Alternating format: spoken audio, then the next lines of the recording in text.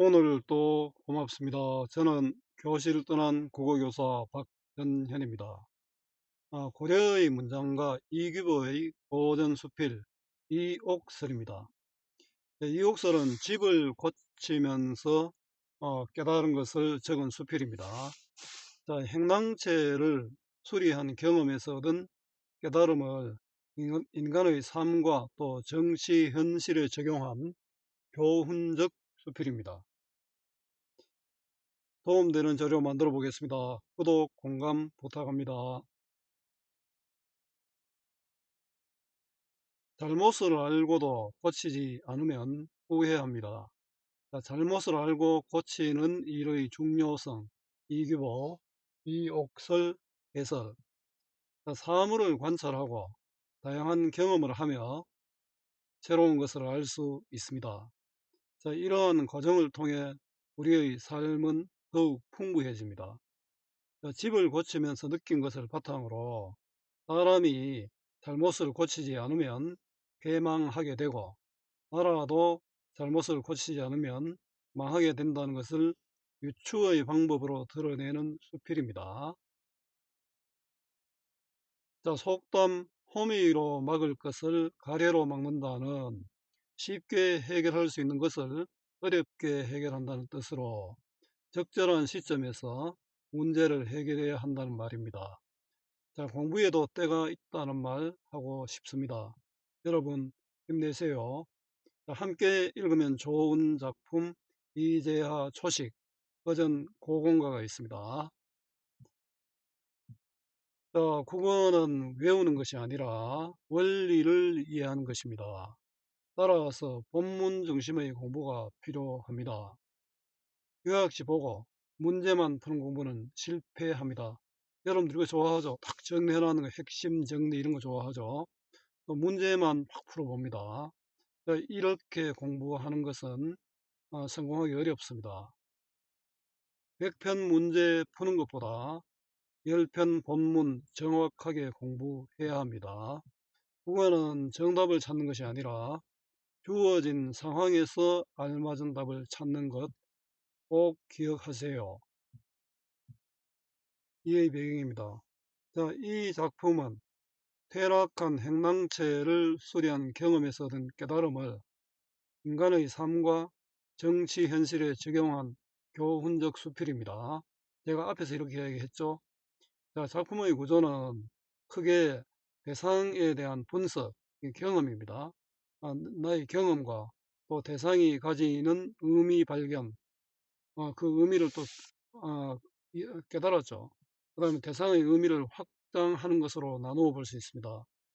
자, 글쓴이는 먼저 자신의 집을 수리한 경험을 통해 잘못을 알고도 수리하지 않을 때의 폐해가 얼마나 큰지를 말하고 있습니다. 그리고 이 경험을 통해 사람의 잘못된 버릇, 습관도 바로 고쳐야 온전한 사람이 될 수 있다는 깨달음을 얻습니다. 요즘은 이런 점에서 여러분들 다 잘하고 있을 것으로 생각합니다만 일부 경우에는 그렇지 않는 경우도 있죠. 글쓴이는 이 깨달음을 나라의 정치에까지 확대 적용하여 백성을 좀먹는 무리들을 제거하여 정치를 바로 세울 것을 촉구하고 있습니다. 지금의 상황도 가도 참 지금의 상황에 적용해도 어색함이 없죠. 우리 역사는 또 이 반복되는 이런 면이 있는 것 같아 좀 아쉽습니다. 작품 읽기는 넘어가고요. 감상하기에 또 작품 다 나옵니다. 자, 행랑채는 문간채인데 문간채, 그 우리 사랑채, 옛날에 뭐 양반들 집은 문간채가 있고 행랑채는 주로 뭐 하인이나 이런 사람이 살았죠. 그 다음에 사랑채가 있습니다. 사랑채는 남자들의 거처고, 그 다음에 제일 안에 안채가 있습니다. 여자들을 거치는 안채가 있습니다. 자, 이 문간체가 퇴락하여, 자, 여기서 이 문간체는 사람의 몸, 또 나라의 정사로 정치적 의미가 확장되고 또 유추됩니다. 퇴락하여는 무너지고 떨어져서 지탱할 수 없게끔 된 것이 세 칸이 있어서 나는 부득이 그것을 모두 수리하게 되었다. 부득이 어쩔 수 없이 그 행랑채가 무너져서 세 칸이 무너진 것이 세 칸이었는데 어쩔 수 없이 그것을 모두 수리했다. 이것을 수리하면서 깨달은 게 진작에 수리를 했으면 돈도 덜 들었을 건데 미뤄뒀다가 수리하니까 돈도 많이 들었다는 겁니다. 이때 앞서 그중 두 칸은 비가 샌 지 오래되었는데 나는 그것을 알고도 어물어물하다가 미처 수리하지 못하였고 그 잘못된 것을 알고도 수리할 시기를 놓쳤다는 겁니다. 다른 한 칸은 한 번밖에 비를 맞지 않았기 때문에 급히 귀화를 갈게 하였다.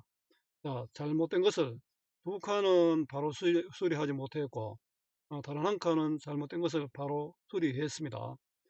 바로 수리하지 않는 것은 석은 문드러져서 비용도 일도 많이 했는데 비를 한 번밖에 맞지 않았는 것은 쉽게 수리할 수 있었겠죠.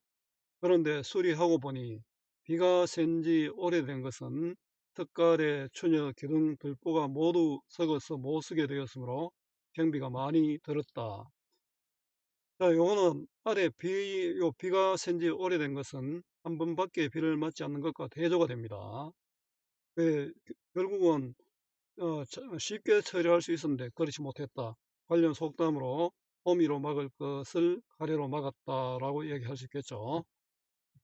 한 번밖에 비를 맞지 않는 것, 앞에 그, 여러 번 비를 맞은 것과는 대조가 되죠. 비가 샌 지 오래된 것과는 대조가 됩니다. 제목들이 모두 완전하여 다시 쓸 수 있었기 때문에 경비가 적게 들었다. 자, 대조적인 구체적 경험을 통해서 차이를 보여줍니다. 자, 퇴락한 행랑채를 수리한 경험입니다. 이건 대상 자체를 분석했죠. 나는 여기에서 이렇게 생각한다. 이렇게는 잘못을 빨리 고치면 쉽게 고칠 수 있다는 겁니다.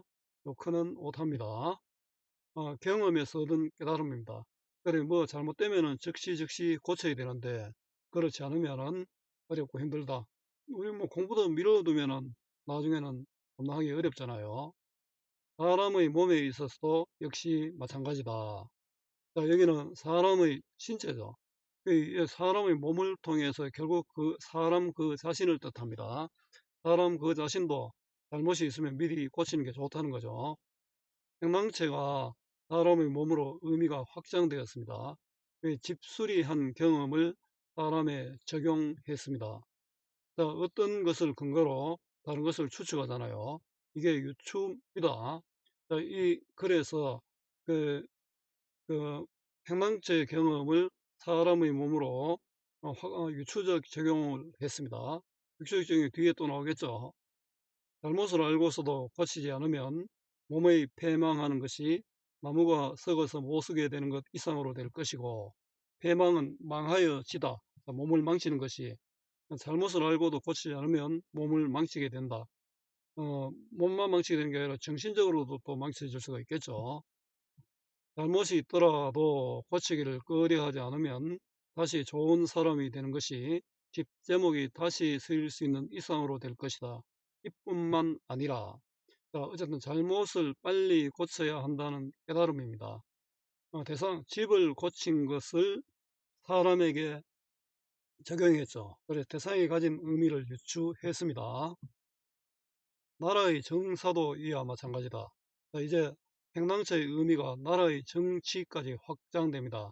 사람에게 적용됐다가 나라의 정치도 마찬가지다. 자, 위에서 깨달은 것을 지금 정치에 적용하고 있죠. 자, 이게 유추적 적용입니다. 모든 일에 있어서 백성에게 심한 해가 될 것을 머뭇거리고 기억하지 않다가, 자, 이거 부정부패죠.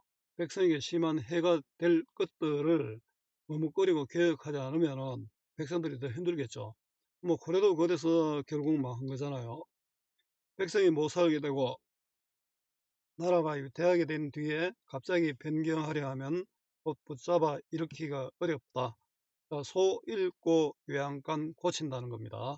또 우리 한자성은 사후 약방문, 죽은 뒤에 약국을 찾아가면, 병원을 찾아가면은 소용이 없죠.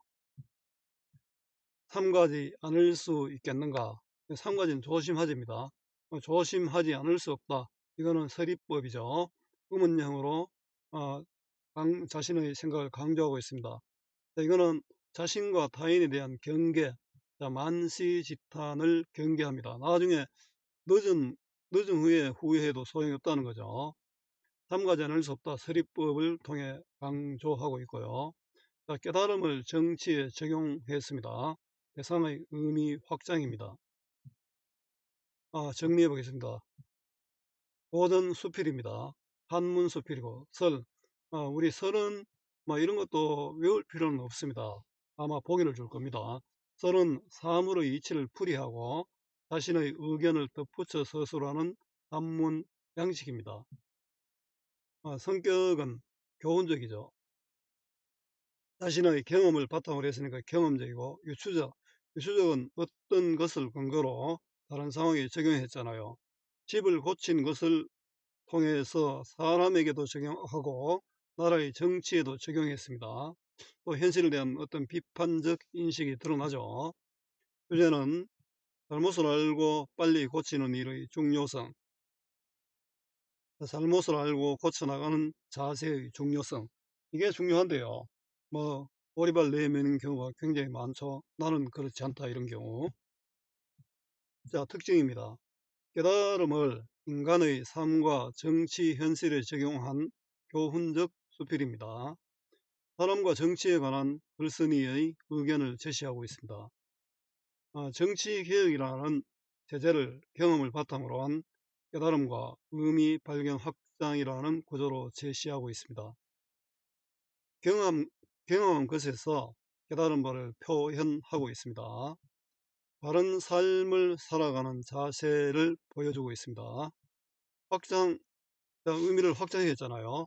확장 유추의 방법. 유추는 어떤 것을 근거로 다른 데 적용하는 거죠. 이것도 확장도 그런 의미하고 똑같습니다. 어떤 의미냐면은 집을 고친 것을 통해서 사람에게 적용하고 나라의 정치에 적용하고 확장되죠.